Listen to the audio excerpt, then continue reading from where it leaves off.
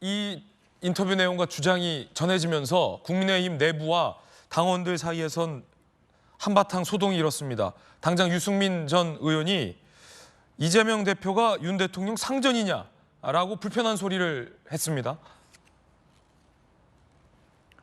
이가 불편해할 사람은 기용하지 않겠다. 사실이라면 기가 막히는 일.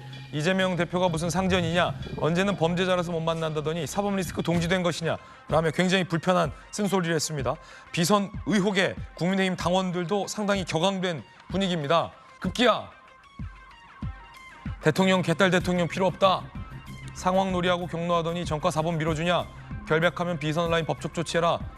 대통령 탈당하라. 뭐 이런 요구까지 나오고 있다고 합니다.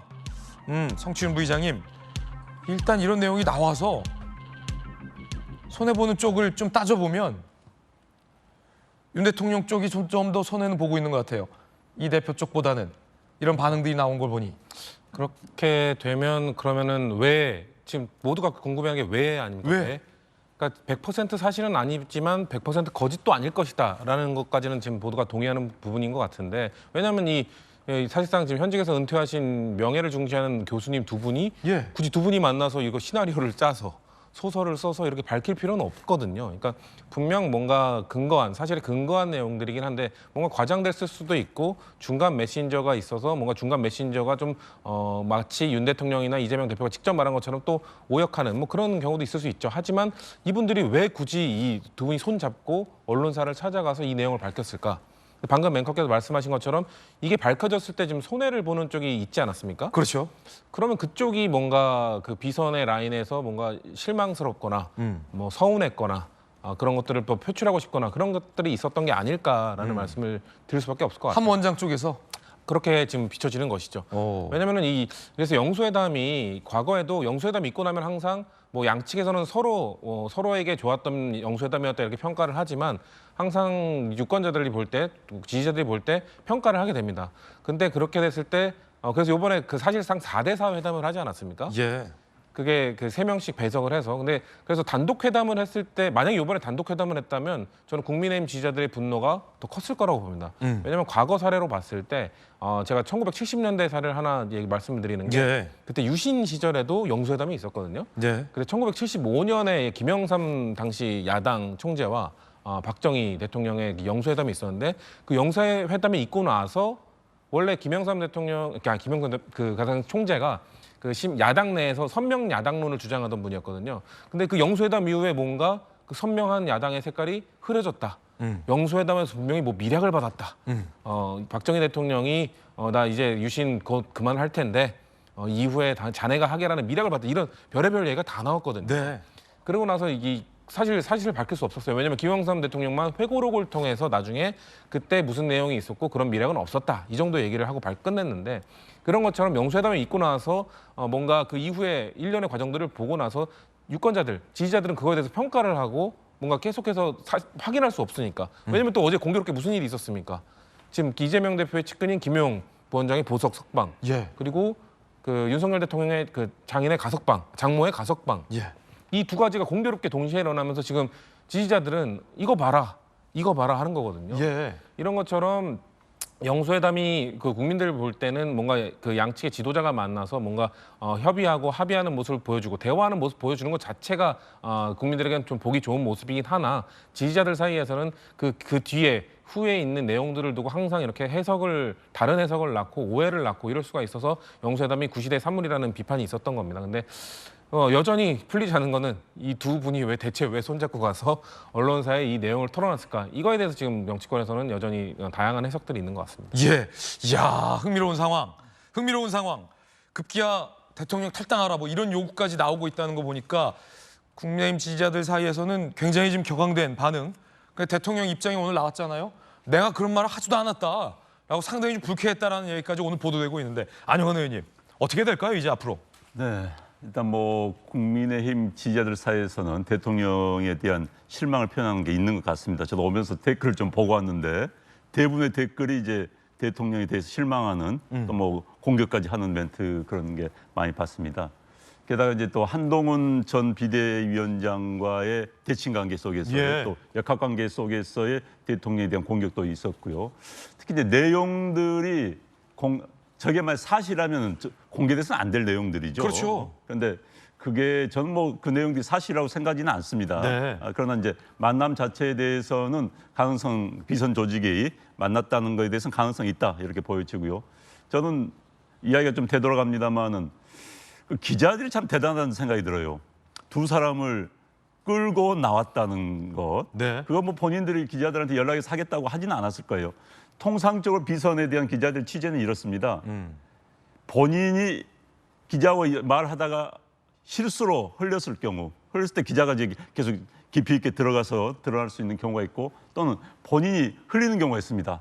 아, 내가 우연히 하단 말이야. 아, 뭐 내가 말 듣고 그냥 했어 하면서 흘리면 본인이 이제 과시하기 위해서 내 이 예. 정도 아까 말씀하시면 이 정도 내가 실세하고 가까워 내가 힘이 있어를 과시하기 위해서 흘리는 경우가 있어요. 그러나 이번 경우는 그 흘리는 경우도 아니고 기자가 취재한 것도 아니고 그야말로 두 분이 언론사에 나타났기 때문에 정말 기이한 일이 됐는데 네. 그 이제 문제는 그 내용들입니다. 과연 그 내용들이 어느 정도까지 사실인지 저는 상당 부분 증폭됐을 가능성이 높다고 보여집니다.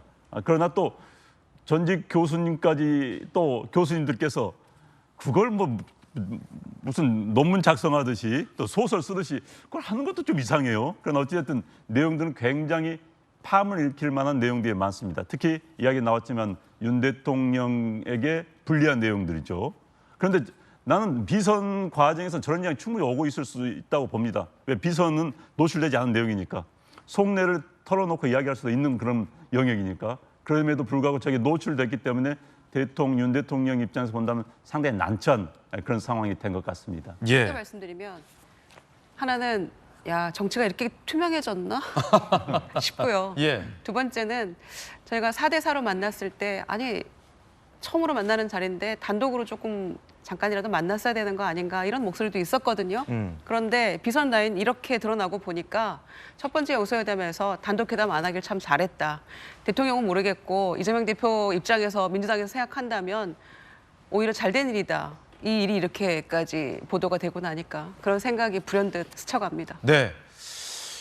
이거 뭐 김관삼 변호사님 당원들 사이에서는 대통령 탈당이라 뭐 이런 얘기도 나오는데 함원장이 어쨌든 대통령실 입장대로라면 사실과 다른 주장을 언론에서 이야기를 함으로써 대통령과 여권 지지자들 사이에 불연하는 상황이 초래된 거잖아요. 그럼 어떻게 해야 될까요, 대통령실에선? 참 우리가 진짜 사실관계를 사실 파악하기 어려워요. 그러면 그냥 단순하게 생각을 해요. 함원장하고 임 전 공관위원장이 거짓말했냐 사실했냐. 자, 우리 50%는 사실이고 50%는 거짓말이라고 그냥 얘기를 해봅시다. 편의상? 그렇죠. 근데 50%의 사실 중에 윤 대통령이 이재명 대표에 대해서 이재명 대표가 싫어하는 대선에 도움이 안 되는 사람에는 기용하지 않겠다. 이게 이제 50% 들어가 있느냐, 들어가지 않느냐가 이 어떻게 보면 지금 대화 중에서 제일 중요한 부분이거든요. 근데 거기에 대해서 국민의힘 당원들이 굉장히 저번에 이제 분개를 하고 있는 거예요. 그래서 아마 제가 볼 때는 양쪽에서 부인한다고 그래서 이게 그냥 끝나지는 않을 것이다. 근데 제일 중요한 것은 이제 추가적으로 어떻게 보면 지금 대통령실이랄지 민주당 쪽에서는 지금 함원장하고 그다음에 임 전 공관위원장이 거짓말쟁이라는 얘기를 하고 있거든요. 그렇죠. 거짓말쟁이라는 거 아니에요? 예. 그러면 이 두 분이 우리는 거짓말쟁이야. 사실은 거짓말했어 하고 가만히 있을 것인가? 아니면 좀 더 구체적이고 어떠한 것을 내놓았을 때 그때는 또 이제 이게 더욱더 이제 일파만파로 될 수 있는 그런 상황이거든요. 그래서 지금 사실 이제 국민의힘이랄지 보수 쪽에 있는 지지자들은 어떻게 보면 이번 총선을 통해서 엄청난 마음의 상처를 입었어요. 예. 그렇지만 누구의 탓이라고 비판을 안고 있어요. 참고 있는 거죠. 그렇지만 이제 정권 심판론이라는 태풍이 불어서 이런 결과가 나왔기 때문에 사실은 제가 볼 때는 보수층에 있는 분들은 속으로는 대통령실할지 윤 대통령을 원망하는 분들이 많이 있을 거예요. 예. 그렇지만 이제 표출을 않고 그 어떻게 잠재적으로 가지고 있었던 거죠. 그런데 지금 저런 비선 폭로가 되면서 거기에 대해서는 사실 이제까지 가지고 있던 어떤 불만 이런 것들이 저 기회를 통해서 사실은 이제 분출하고 있다고 보는 거예요.